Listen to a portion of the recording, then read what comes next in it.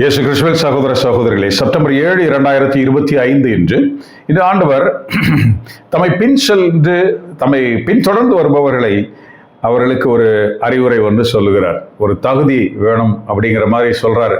கொஞ்சம் ரொம்ப nose cut பண்ணி அவர்களை சும்மா பின்னாலே இப்படி வராத அப்படிங்கிற மாதிரி சொல்றது. அந்த மாதிரி ஒரு வாசகத்தை நாம் பார்க்கிறோம். சரி, அதை சரியாக புரிந்து கொள்ள இந்த 2ஆம் வாசகத்தை நாம் முதலில் படித்து பின்பு நற்செய்திக்குள் நாம் போகலாம். 2ஆம் வாசகம் அப்போஸ்தலர் சின்ன பேர் பிலமோனுக்கு எழுதிய திருமுகம். ஒரே ஒரு அதிகாரம் தான் இருக்கிறது. இதிலே 9 10, 12 17 உள்ள வசனங்களை நாம் படிக்கிறோம்.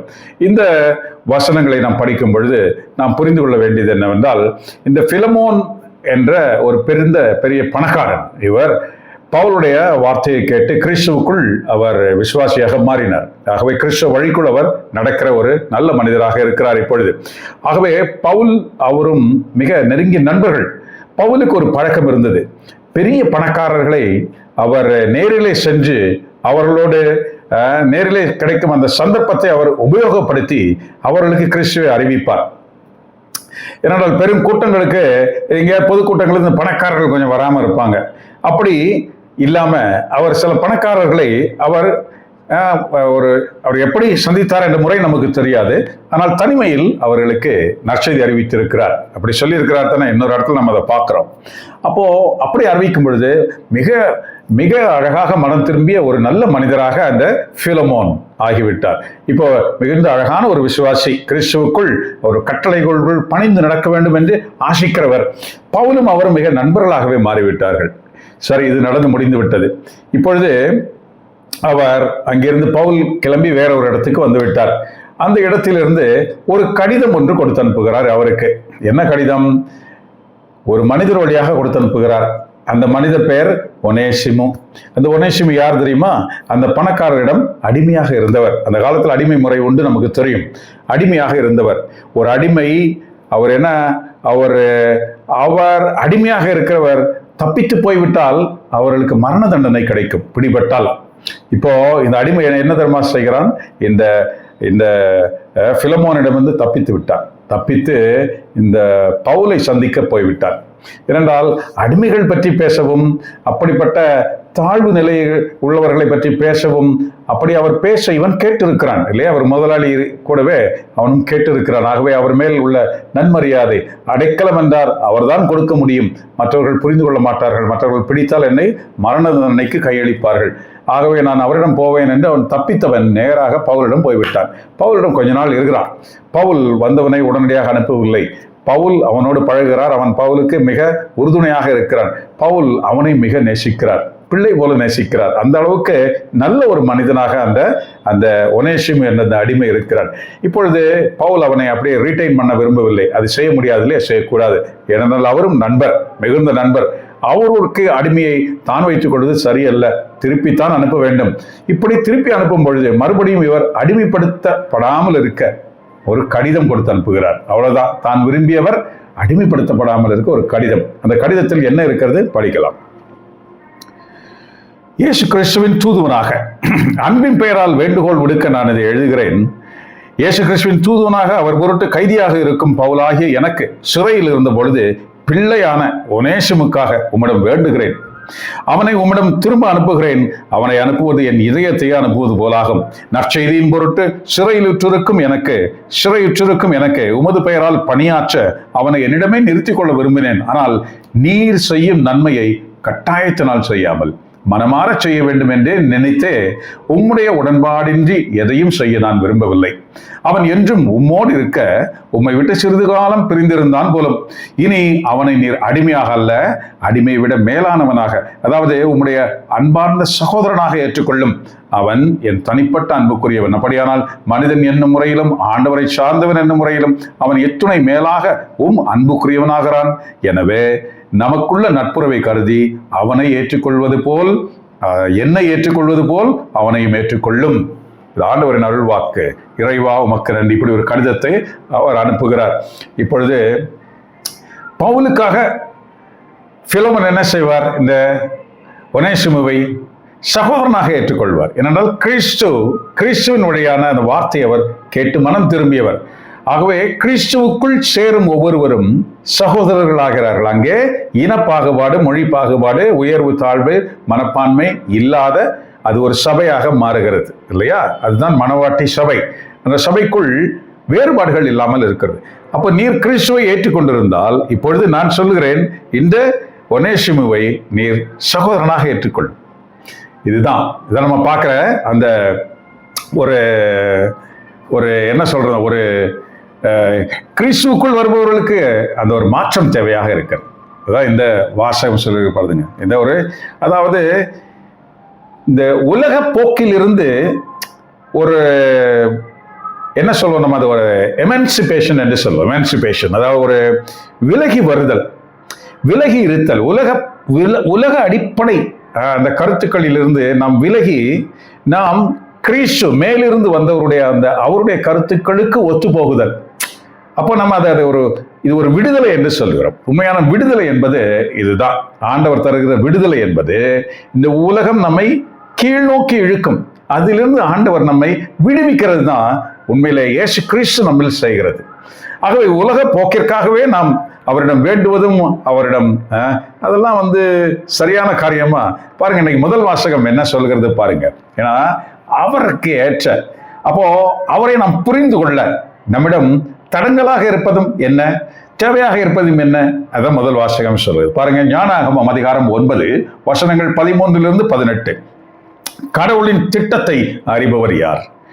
ஆண்டவரின் திருவுளத்தை கண்டுபிடிப்பவர் யார்? நிலையற்ற மனிதரின் எண்ணங்கள் பயனற்றவை, நம்முடைய திட்டங்கள் தவறக்கூடியவை. அழிவுக்குரிய உடல் ஆன்மாவை நோக்கி அழிவுக்குரிய உடல் ஆன்மாவை கீழ் நோக்கி அழுத்துகிறது. இந்த மண் கூடாரம் கவலை தோய்ந்த மனதுக்கு சுமையாய் அமைகிறது. மண்ணுலகில் உள்ளவற்றையே நாம் உணர்வது அரிது, அருகில் இருப்பவற்றையே கடும் உழைப்பால் தான் கண்டுபிடிக்கிறோம். இவ்வாறு இருக்க விண்ணுலகில் இருப்பவற்றை தேடி கண்டுபிடிப்பவர் யார்? ஆண்டவரே, நீர் ஞானத்தை அனுப்பாமலும் உயர்வானிலிருந்து உமது தூய ஆவியை அனுப்பாமலும் இருந்தால் உம் திட்டத்தை யாரால் அறிந்து கொள்ள இயலும்? இவ்வாறு மண்ணுலகில் வாழ்வோருடைய வழிகள் செம்மைப்படுத்தப்பட்டன. எதனால்? ஆவி பெற்றதால், ஆண்டவர் ஆவியை அனுப்பியதால். உமக்கு உகந்தவற்றை மனிதர் கற்றுக்கொண்டனர். இது ஆண்டவரின் அருள் வாக்கு. இறைவா உமக்கு நன்றி. உமக்கு உகந்ததை மனிதர்கள் கற்றுக்கொண்டார்கள். அப்படித்தான் இந்த ஒனேசிமுவை அவர் அடிமை இல்லாமல் அவரை சகோதரனாக ஏற்றுக்கொள்ள அந்த கற்றுக்கொண்டார் பாருங்க. அப்ப அந்த கற்றுக் கொடுப்பவர் இந்த ஒரு ஒரு ஒரு அடிமை. யார் அடிமை? பவுல். பவுல் என்ன சொல்லுகிறார்? நான் கிறிஸ்துவுக்கு அடிமை என்று சொல்லுகிறார். ஆகவே ஒரு அடிமை இன்னொரு அடிமையை சகோதரனாக ஏற்றுக்கொள்ள பரிந்துரைக்கிறதை பார்க்கிறோம். கிறிஸ்துவுக்கு நாம் அடிமை, ஆனால் கிறிஸ்து நம்மை அடிமையாக பார்ப்பாரா? கிறிஸ்து நம்மை எப்படி பார்க்கிறார்? சகோதரராக பார்க்கிறார். அதைத்தான் இவர் சொல்லுகிறார், இந்த அடிமையை நீர் சகோதரராக ஏற்றுக்கொள்ளும். அப்பதான் கிறிஸ்துவின் சாயல் உம்மிடம் இருப்பதாக அர்த்தம். புரிந்து கொள்கிறோமா? இதுதான் கிறிஸ்து நம்மில் செய்கிறார். ஆகவே நாம் கிறிஸ்துவுக்கு அடிமை, அது உண்மை எப்பொழுதுமே. கிறிஸ்து நம்மை அப்படி பார்ப்பதில்லை, சகோதரனாக பார்க்கிறார். ரைட்? உங்களை ஊழியர்கள் என்றேன், பின்பு அவர்களுக்கு நண்பர்கள் என்றேன், உயிர்த்தவுடன் ஆண்டவர் சொல்ற உங்களை சகோதரர்கள் என்றேன். இதுதான் உண்மை. சரி, இந்த ஒரு நிலையை அடைவதற்கு நாம் எவ்வாறு தகுதி பெற வேண்டும்? அது என்ன தகுதி? அதுதான் நற்செய்தி. லூகாஸ் எழுதிய நற்செய்தி அதிகாரம் 14 வசனங்கள் 25 முதல் 33 முடிய. பெரும் திரளான மக்கள் இயேசுவோடு சென்று கொண்டிருந்தனர். அவர் திரும்பி பார்த்தவர்களிடம் கூறியது, என்னிடம் வருபவர் தம் தந்தை, தாய், மனைவி, பிள்ளைகள், சகோதர சகோதரிகள் ஆகியோரையும் ஏன் தம் உயிரையுமே என்னை விட மேலாக கருதினால் அவர் என் சீடராயிருக்க முடியாது. தம் சிலுவையை சுமக்காமல் என் பின் வருபவன் எனக்கு சீடராயிருக்க முடியாது. எது சிலுவை? கிறிஸ்துவுக்காக இந்த உலகத்தை இழப்பதுதான் சிலுவை. அது சிலுவையாக இருக்கும் இந்த உலகத்திலே. கிறிஸ்துவின் கோட்பாடுகள், கிறிஸ்துவின் செயல்பாடுகளுக்காக, கிறிஸ்துவின் அந்த ஞானத்தை அடைவதற்காக, அது இந்த உலகத்திற்கு உலகில் இருக்கும் வரை அதை அடைவதற்காக நாம் இழக்கிறோமே பலவற்றை, அது சிலுவை. அதை அடைவதற்காக நாம் சில பெயர்களை வாங்கிக் கொள்கிறோமே, கிண்டல், கேலி, போட்டி, இந்த மாதிரி பொறாமைகள், இம்மாதிரி காரியங்கள் எல்லாம், ஏளனம், இப்படி ஒதுக்குவது, இப்படி எல்லாம், இதெல்லாம் சிலுவை. இதுதான் சிலுவை. வேற எதெல்லாம் சிலுவை அல்ல. வேறு வேலை அது இதெல்லாம் இருக்கிறது, அதெல்லாம் சிலுவை அல்ல. இதற்கு பெயர் தான் சிலுவை.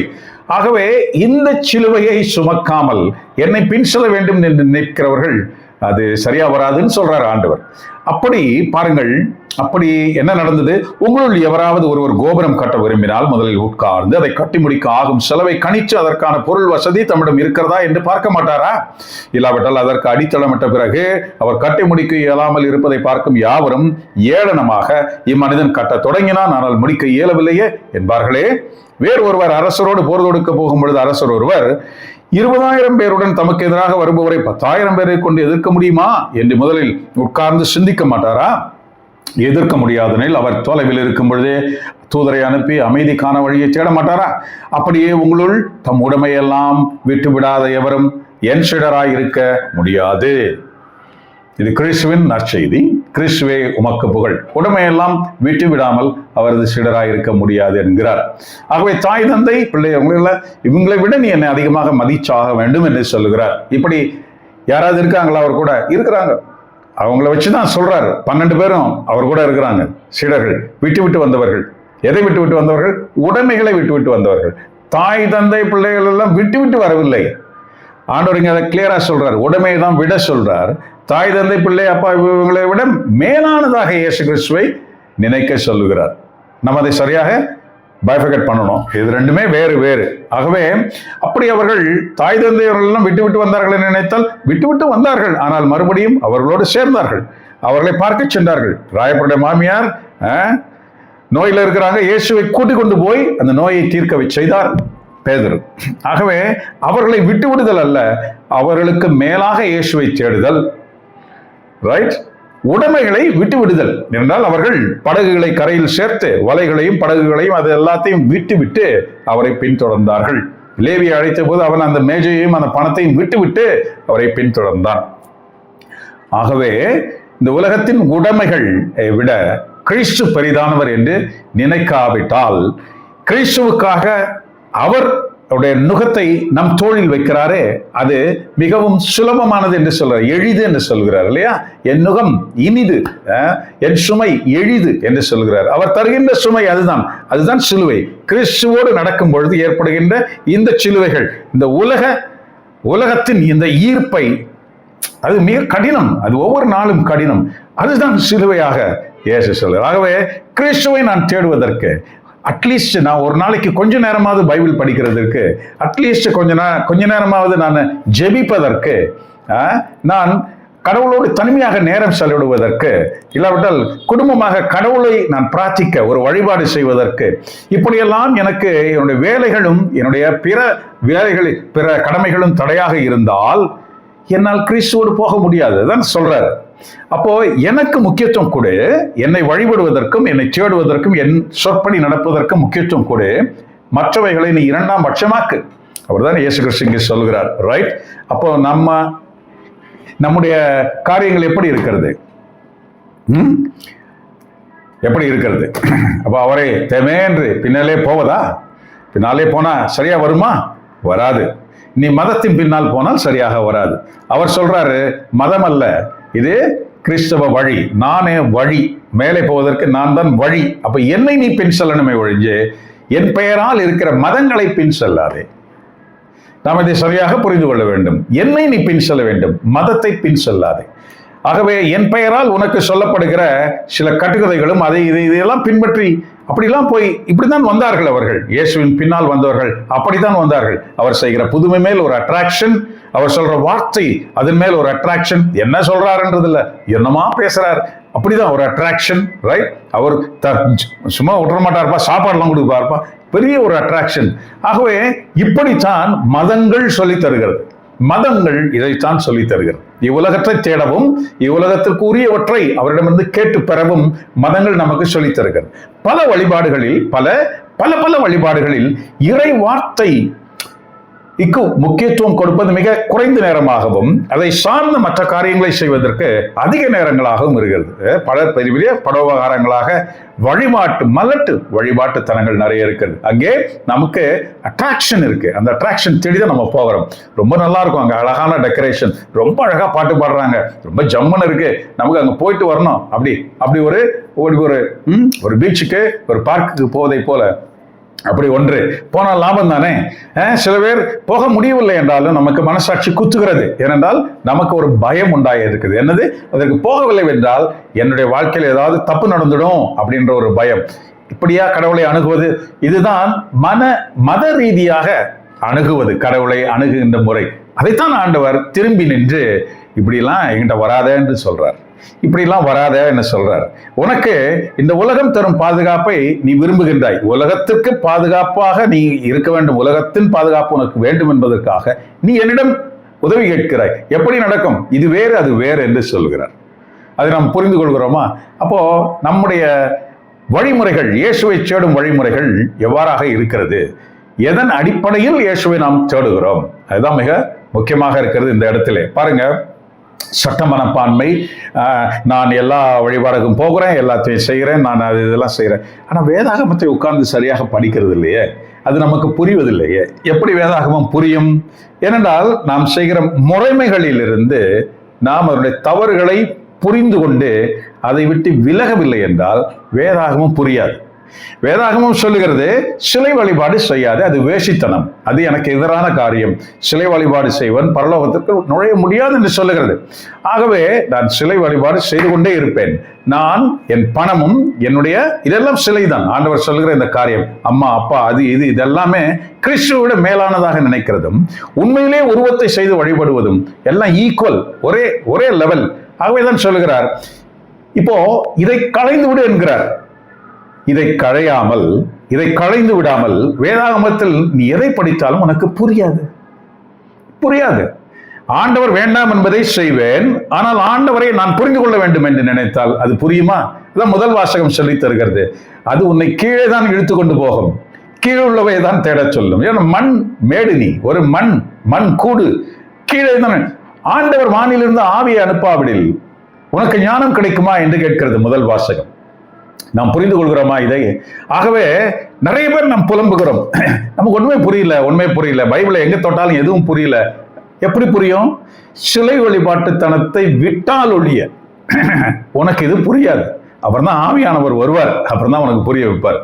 ஆகவே நம்மளோட சிலை வழிபாடு என்பது ஒரு பிரைடு, ஒரு கர்வத்தின் அடையாளமாக வைத்திருக்கிறோம்.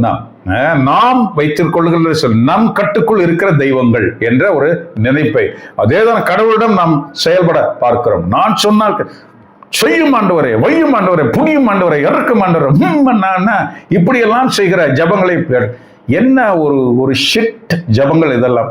கடவுளை கட்டுப்படுத்த நீ யாரியா? நீ யாரியா? தாழ்ச்சி இல்லையே எந்த விதத்திலும். அப்ப கடவுள் இயேசுவை பின் செல்ல அவர் என்று ஒரு வழிமுறையை கொடுக்கிறார். எதை விடு, எதை மேலானதாக நீ நினைக்க வேண்டும், உட்கார்ந்து யோசி என்று சொல்கிறார். ஆகவே உட்கார்ந்து யோசிக்க 2 உவமைகளை அவர் கற்றுத் தருகிறார். உட்கார்ந்து யோசி என்று சொல்கிறார். என்னால் என்ன செய்ய முடியும், எப்படி திட்டமிட முடியும், எப்படி நான் இதை முடிக்கப் போகிறேன் என்று யோசி. நீ திட்டமிடு. உண்மையாகவே உன் திட்டம் உன் உள்ளத்திலிருந்து உதயமாயினால் கிறிஸ்துவை தேட வேண்டும் என்று ஒரு திட்டத்தை நீ வகுக்கிறாய். உள்ளத்திலிருந்து ஆழத்திலிருந்து ஆர்வமாய் நீ அதை திட்டமிட்டால் கடவுள் அந்த திட்டத்திற்கு டிராயிங் தருவார். He will make a drawing, how to make a திட்டம், அது என்ன செய்ய வேண்டும் என்று அவர் உனக்கு செய்வார். அதான் முதல் வாசகம். மேலிருந்து நீர் உமது ஆவியை அனுப்பாவிட்டால் எப்படி உம்மை தேட முடியும், எப்படி நான் ஞானத்தை பெற முடியும்? பாருங்க, கிறிஸ்துவோடு பின்னை போவதற்கு விட வேண்டியவைகளை விட்டால்தான் நமக்கு வேறொன்று கிடைக்கும். ஆகவே நாம் சிந்திக்கணும், இதுவும் வேணும் அதுவும் வேணும். ஆண்டவர் கிளீனா சொல்லிட்டார். திருவெளிப்பாடு 16ஆம் அதிகாரத்துல, நீ சூடாக இல்லை நீ சில்லுன்னு இல்லை, வெதுவெதுப்பா இருக்கிற கக்குவை. இன்னைக்கு சொல்ற வார்த்தையும் அதுவும் ஏறக்குறைய ஒரே மாதிரி தானே இல்லையா? சும்மா என் பின்னால வராத, சும்மா சண்டே கிளம்பி இங்க வந்து என் உயிர் எடுக்காத, சும்மா எல்லா வழிபாட்டிலையும் பண்ணாத, சிலை வழிபாடு செய்கிறவர்கள் நான் தூரமாக இருக்கிறேன் என்று சொல்கிறார்.